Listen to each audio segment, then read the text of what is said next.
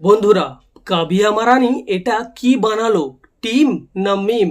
কাবিয়া মারানি মনে হয় ভুলে গেছিল ক্রিকেট খেলাতে যে বোলিংটাও দরকার হয়, কারণ এই স্কোয়াডটাতে একটা বোলিং অপশন নেই যে প্লেইং ইলেভেনে কার্যকরী হতে পারে। এই টিমের সবচেয়ে বড় বোলার হলো জয়দেব উনাদকাট, যে জেতা ম্যাচটাকে হারিয়ে দেওয়ার ক্ষমতা রাখে। আর আছে শিবম মাবি, হর্ষল প্যাটেল উইকেটটা ভালো পায়, কিন্তু প্রতি ম্যাচে এত পরিমাণ রান দেয়, ওই রান দিলে উইকেট নিলে কোনো যায় আসবে না, কোনো টিমেরই কোনো ব্যাপারই হবে না। সবকটা প্লেয়ারকে দেখে মনে হচ্ছে পুরো জেতা ম্যাচ হারিয়ে দেওয়ার ক্ষমতা রাখে এই বোলিং সাইড। আর এই বছর ওপরওয়ালা যেন পুরো বছরটা ঈশান কিষানের নামে দিয়ে দিয়েছে, কারণ ওয়ার্ল্ড কাপের টিমে বাইরে ছিল, কিন্তু হঠাৎ করে দরজা ভেঙে ওয়ার্ল্ড কাপের টিমে ঢুকে পড়লো আর ওয়ার্ল্ড কাপ উইনার হয়ে বেরিয়ে আসলো। আর এখন আইপিএল এ ক্যাপ্টেন্সি পেয়ে গেল, যেখানে এই টিমের বড় সদস্য ছিল অভিষেক শর্মা, কিন্তু অভিষেক শর্মাকে ক্যাপ্টেন্সি না দিয়ে ঈশান কিষানকে ক্যাপ্টেন্সি দেওয়া হয়েছে,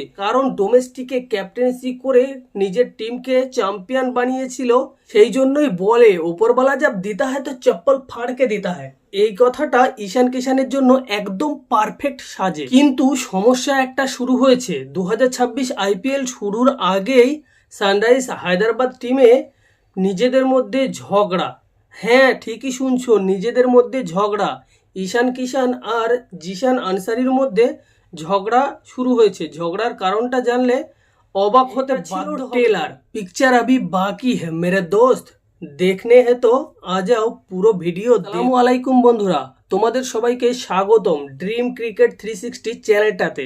আজকে কথা বলবো আমরা আরসিবি, যে টিমটা লাস্টের দিক দিয়ে ফার্স্ট হয়, আগুন টিম এসআরএইচ কে নিয়ে আলোচনা করব আজকে। সানরাইজ হায়দ্রাবাদ টিমে বড় ধাক্কা, আইপিএল শুরু হওয়ার আগেই ধাক্কা লেগে গেল নিজেদের টিমমেটের মধ্যে। এই বছর সানরাইজ হায়দ্রাবাদের প্যাট কামিংস চোটের কারণে আইপিএল মিস করতে চলেছে, আর সেইখানেই ক্যাপ্টেন্সি পেয়েছে ঈশান কিষান। কিন্তু সমস্যাটা হয়েছে, ঈশান কিষান ক্যাপ্টেন তো করবে, জিশান আনসারির এক ওভারে ঈশান কিষান 20 রান মেরে দেয়, দুটো ছক্কা সঙ্গে দুটো চারও ছিল ওই ওভারটাতে। কিন্তু সমস্যাটা হয় ওই ওভারের লাস্ট বলে, যখন জিশান আনসারি ঈশান কিষানকে আউটটা করে দিল, তখন সমস্যাটা শুরু হয়। জিশান আনসারি আউটটা করার পরে ঈশান কিষানের সঙ্গে অশালীন আচরণ করছিল, সেই জন্য ঈশান কিষান ব্যাট নিয়ে তেড়ে আসে মারতে জিশান আনসারিকে। ঝামেলাটা ওইখানেই থামিয়ে দিয়েছিল টিমমেটরা। কিন্তু আমি ভাবছি এই বছর ক্যাপ্টেন্সি করবে ঈশান কিষান, আর সেই ক্যাপ্টেনের সঙ্গেই জিশান আনসারি ঝগড়া করে বসলো।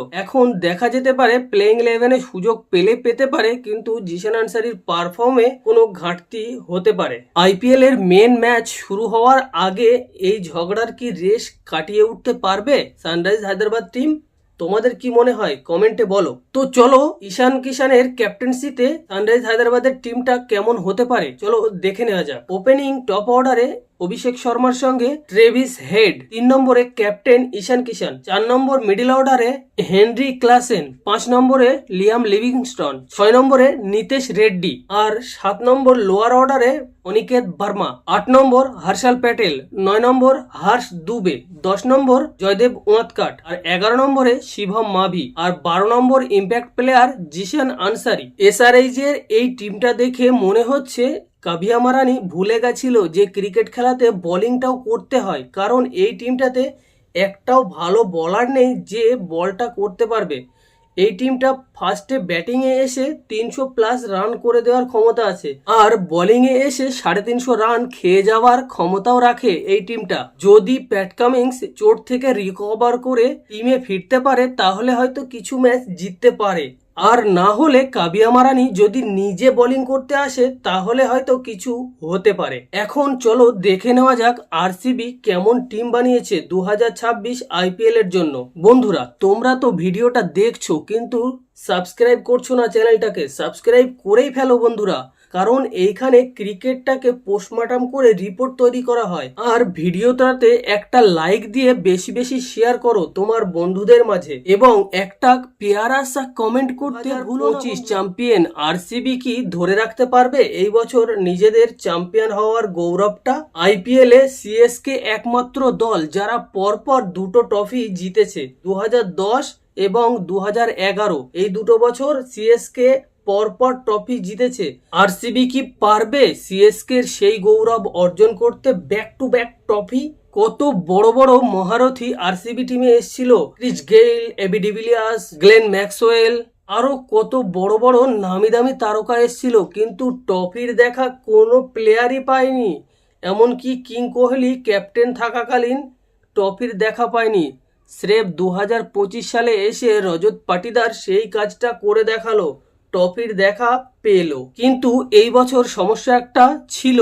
আগের বছরে সর্বোচ্চ উইকেট শিকারী জশ হেজেলউড 22টা উইকেট নিয়ে আরসিবি কে চ্যাম্পিয়ন করার মূল ভূমিকা রেখেছিল জশ হেজেলউড। কিন্তু এই বছর আরসিবির main bowler Josh Hazlewood world cup খেলতে পারেনি চোটের কারণে। চোট থেকে রিকভার করে এসে পারবে কি সেই পুরনো ফর্ম ধরে রাখতে আরসিবির হয়ে?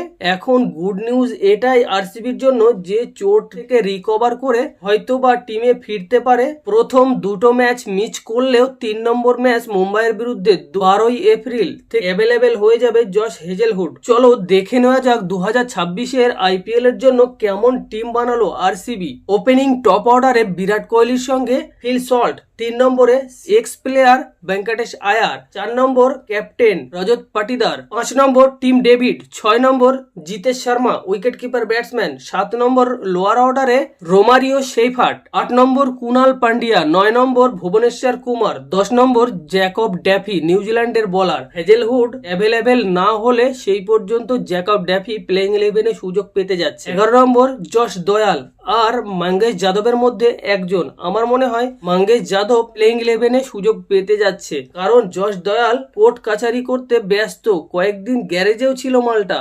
এখন দয়াল বাবা গ্যারেজ থেকে ফিরেছে, কিন্তু সমস্যাটা হচ্ছে দয়াল বাবা কোর্ট কাছারি করতে এখনো ব্যস্ত আছে। পারফর্মটা ঠিকভাবে দিতে পারবে না যেমনটা প্রত্যাশা করে আরসিবি। আর ইম্প্যাক্ট প্লেয়ার কনিশ চৌহান আর সুয়েশ শর্মা, আমার মনে হয় সুয়েশ শর্মাই চান্সটা পাবে, কারণ আগের বছর 2025-এ আগের বছর সুয়েশ শর্মা দ্বিতীয় সর্বোচ্চ উইকেট শিকারী ছিল আরসিবির হয়ে। চলো এক নজর দেখে নেওয়া যাক এই দুই দলের মধ্যে হেড টু হেড কার পাল্লা ভারী আছে কোন টিমের উপরে। এই দুই দলের মধ্যে টোটাল 25টা ম্যাচ হয়েছে, তার মধ্যে 13টা ম্যাচ সানরাইজ হায়দ্রাবাদ জিতেছে আর আরসিবি জিতেছে মাত্র 11টা ম্যাচ। খুব বেশি ডিফারেন্স না, দুটো ম্যাচের ডিফারেন্স। আর একটা ম্যাচ ছিল যেটা ড্র হয়েছিল, বৃষ্টির কারণে মনে হচ্ছে ম্যাচটা ড্র হয়েছিল। এই দুই দলের মধ্যে এসআরএইচ এর সর্বোচ্চ রান 287 3 উইকেটের বিনিময়ে 2024 সালে করেছিল। আর আরসিবির সর্বোচ্চ রান 262, এই ম্যাচেই হয়েছিল ওই রানটা। এখনো পর্যন্ত আইপিএল এর রেকর্ড একটা ম্যাচে 549 রান, আইপিএল এর অল টাইম রেকর্ড হয়ে আছে এখনো পর্যন্ত। আর আরসিবির ব্যাটসম্যান বিরাট কোহলি 1 নম্বর পজিশনে আছে এই দুই দলের মধ্যে সর্বোচ্চ রানে 711 রান করে। আর দ্বিতীয় নম্বর পজিশনে আছে ডেভিড ওয়ার্নার 647 রান করে দ্বিতীয় পজিশনে আছে। কিন্তু এই বছর এসআরএইচ টিমে ডেভিড ওয়ার্নার নেই। এই দুই টিমের মধ্যে ব্যক্তিগত সর্বোচ্চ রান ট্রেভিস হেড 2024 সালে ওই ম্যাচটাতেই করেছিল 102 রান 41 বলে। তো এই ছিল আজকের ভিডিও। যদি ভিডিওটা ভালো লাগে তাহলে চ্যানেলটাকে সাবস্ক্রাইব করে আমাদের সঙ্গেই থাকো। আর কমেন্টে বলে যাও 28 তারিখ ম্যাচে আরসিবি না এসআরএইচ। আর এটাও বলো তোমার আইপিএল এর ফেভারিট টিম কোনটা। দেখা হবে পরের কোনো এক ভিডিওয়, সেই পর্যন্ত টাটা।